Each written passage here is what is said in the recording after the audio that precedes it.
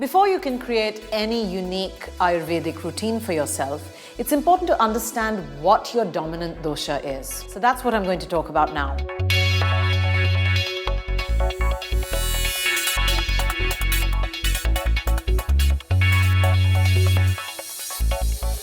I'm Reenita Malhotra Hora, your Modern Ayurveda Expert with Glamrs.com. The basis for living Ayurveda is to really understand what your dominant dosha is. Now, dosha is an interesting word because on one hand, it translates from Sanskrit as something like pillar of support. And that's exactly what our doshas are. Doshas are combinations of elements. There are 5 elements that comprise every living thing in the universe. Those 5 elements, we've got space or ether, air, fire, water, and earth.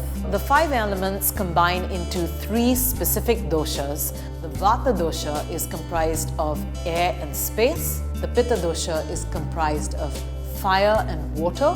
And the Kapha dosha is comprised of water and earth. The doshas are actually what hold up our mind-body. Now, since all of us are comprised of the 5 elements, we are also comprised of the 3 doshas. However, at any given time, one of those dominates. It is the dominant dosha which typically defines our mind-body constitution or our prakriti. And that is what is important to know before we can embark on any beauty routine. The Vata dosha is responsible for movement. Movement in the mind, creativity, thinking, the ideation of thoughts, movement in the body, movement of food down my GI tract, movement of blood in my circulatory system, so on and so forth. The Pitta dosha is responsible for all kinds of change. So in my mind, that means the actual thought process. Change in the body, metabolism, hormonal activity, enzymatic activity, temperature changes. The Kapha dosha is responsible for structure, binding, lubrication, grounding. It's the packaging, it's what holds everything together.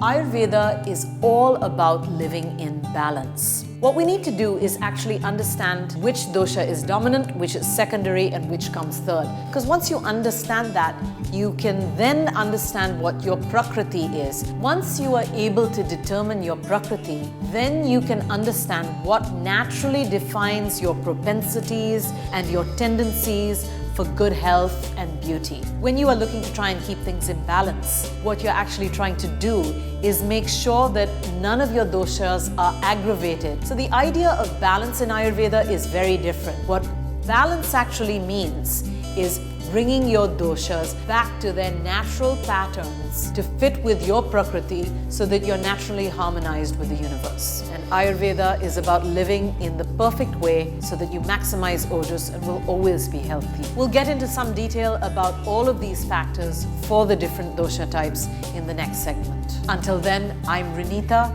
your Modern Ayurvedic Expert at Glamrs.com.